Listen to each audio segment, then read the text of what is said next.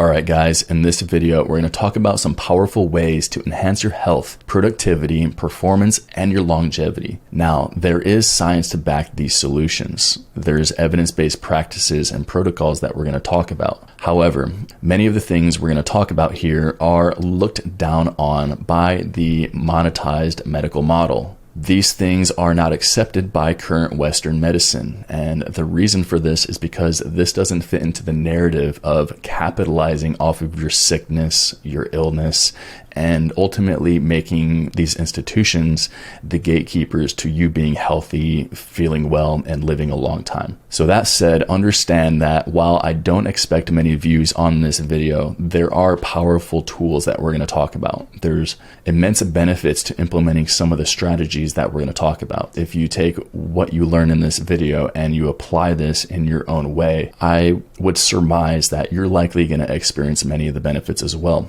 And then at the end of this video, I'm also going to show you the cheat codes, the cheat sheet that's going to give you all the benefits, the protocols in a shorter of a format. So if you want to zoom to the end of that, you can get all the protocols, you can get all the cheat codes, then go ahead, you can get that at the end of this video. That said, understand, I'm not your healthcare provider. I'm not your medical provider. This is not medical advice. Seek medical advice from your healthcare practitioner, medical doctor, whoever you look to for your healthcare. That said, let's get into this video. Now, I think it's important first here that we get a clear definition on exactly what biohacking is. First, looking at what bio means. Bio means life. Hacking means to modulate, tweak, find cheat codes for.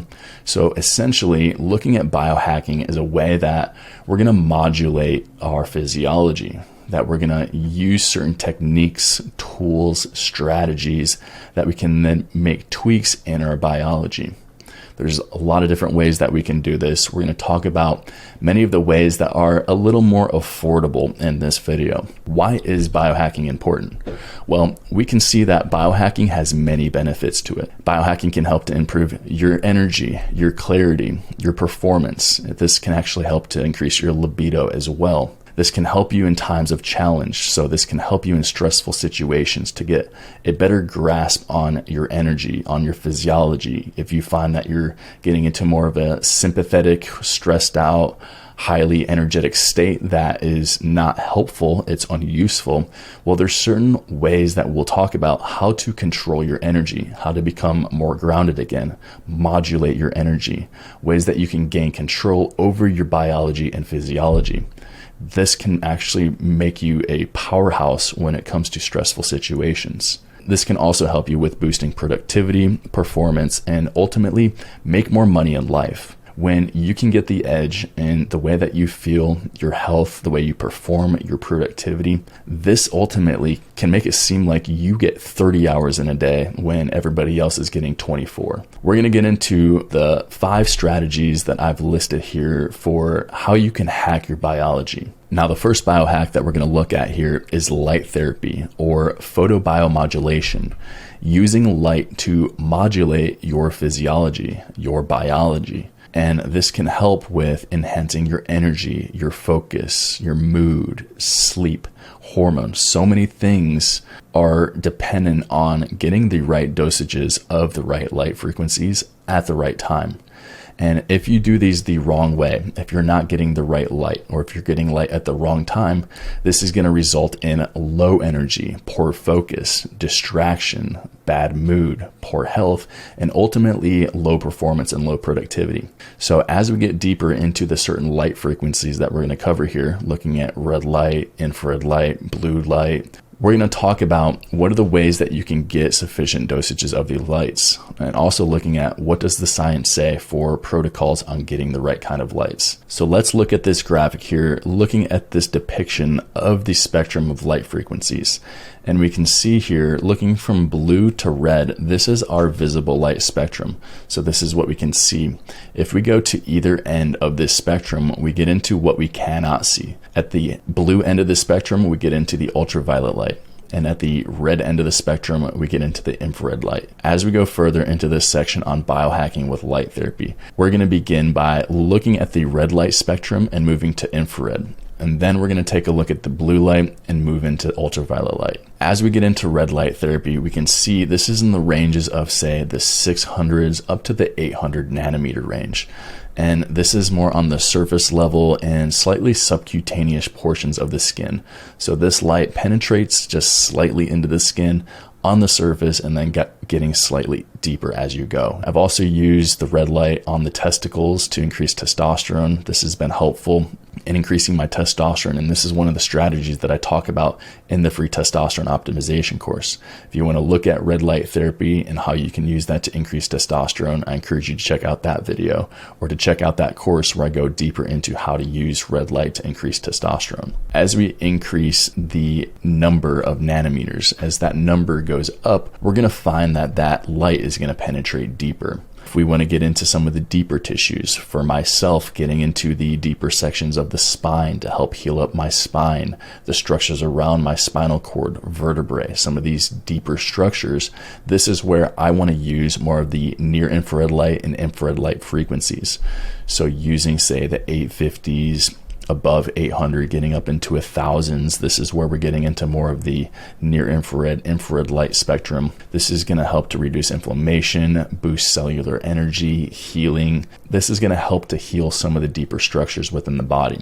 When we talk about protocols on how to use these lights, using red light, infrared light, using this for somewhere around 10, 20 minutes, and some would say even starting slow and then increasing. In the clinic, we have a custom light bed that has red light, infrared light, and has blue light. We typically encourage our clients to come in and use that bed beginning with 8 minutes and slowly increasing from there, because some people may need to slowly increase because of their tolerance to this. Then we get into some of the blue light therapy, and the blue light therapy, this is at the other end of the spectrum. We're getting into the lower numbers of nanometers, which I want you to understand. This is more on the surface level of the skin. So when we're talking about using the blue light, this is going to help with clearing acne. This is going to help with more skin conditions, help to boost mood.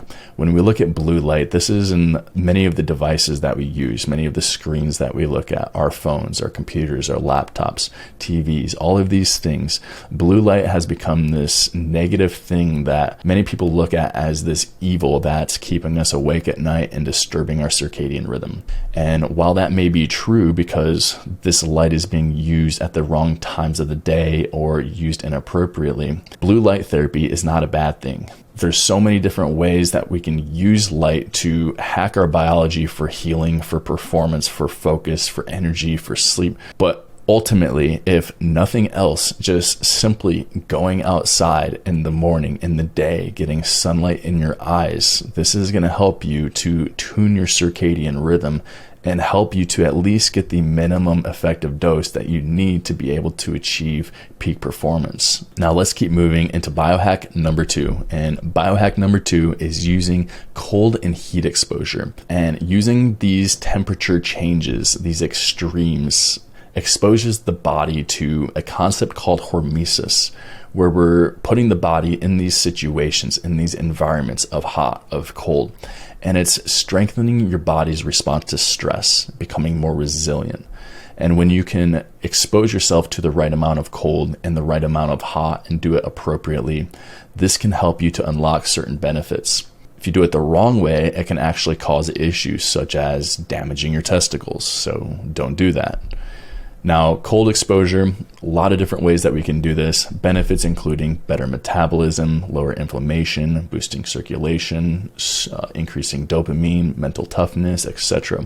Ways that we can use cold therapy, simply just starting with a cold shower. This is low-hanging fruit for a lot of you, is to take a cold shower, or if this is completely new to you, at the end of a warm shower, turn it cold, 30 seconds, 60 seconds, and just increase from there. Just slowly increase that duration, or just go balls deep, dive in, and just do it. One of my favorite ways to do cold exposure is to go out for a hike in the mountains here in Alaska, get up to an alpine lake, get nice and sweaty, and then get in that cold lake. A lot of times there's ice on the surface, maybe glacier fed, very cold water. Great way to do a cold water plunge. Then we get into heat exposure, and heat exposure can help with detoxification, your heart health, cardiovascular system. This can help you to activate heat shock proteins, speed up muscle recovery, and a lot more benefits to this.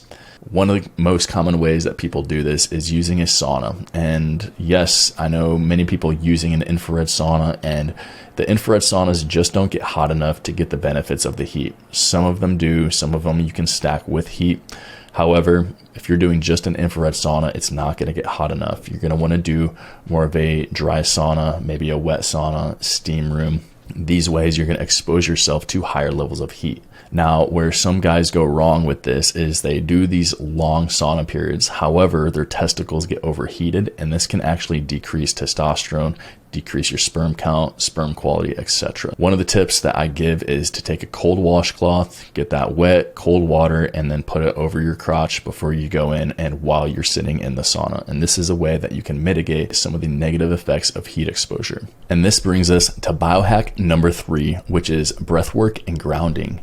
And using your breath, modulating your breath, your breathing, can help you to supercharge your oxygen levels, enhance focus, clarity, reduce stress, and actually hack your biology in a very scientific way. And Wim Hof is the guy that has shown this most practically. And in fact, he's used his breathing technique, and I'll tell you that here shortly. He's used his breathing technique, his strategy, to actually mitigate the real-time injection of him receiving a pathogen. So he did this study, they injected him with a pathogen, and he used his technique to stave off the effects of this pathogen. So a known pathogen was injected into his body that was known to cause sickness, illness, and he was able to stave off and prevent himself from being overcome by this pathogen by using his breath technique. They studied him in a lab while he did this, and he was actually able to do this. So really a revolutionary to be able to show how somebody can use this breathing, use the power of your mind, of your breathing, of hacking your biology using something that's within your control. Now, when we talk about breath work, I'm going to give you just 2 ways that we do this.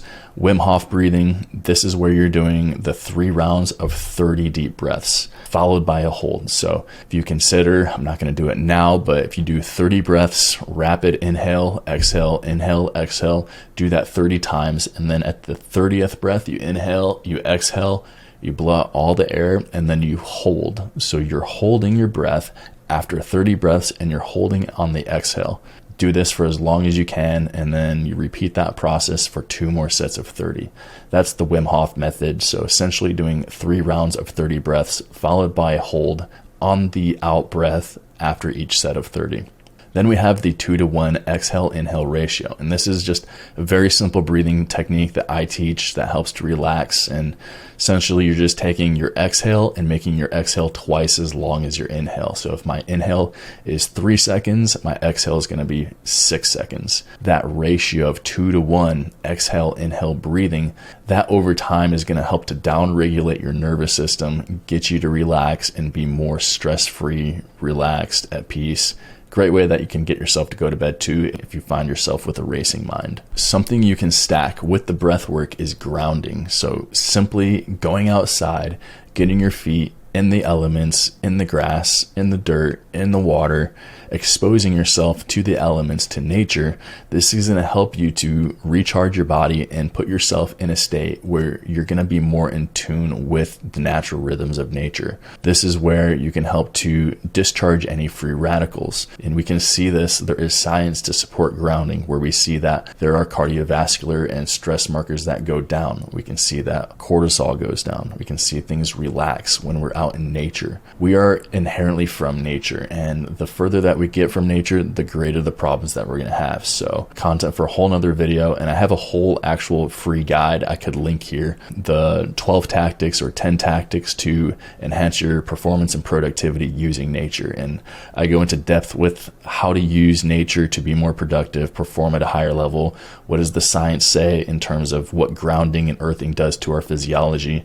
This is real science, and it's actually really cool to see how there is science to support this. Now, if I remember, maybe I'll link that guide guide. If not, you can go to primalrx.com/tactics, and I believe you can download it there. Then we get into biohack number 4, which is oxygen therapy. And we're going to talk about 2 different forms of oxygen therapy. We have the first one, which is using oxygen with exercise, or exercise with oxygen training, EWOT. This is something that can boost oxygen delivery, enhance your endurance, speed your recovery, your focus. This is actually something that I use in the clinic. I have 2 oxygen condensers in my clinic, and what that does is it allows somebody to breathe oxygen that is somewhere in the 90-93% range.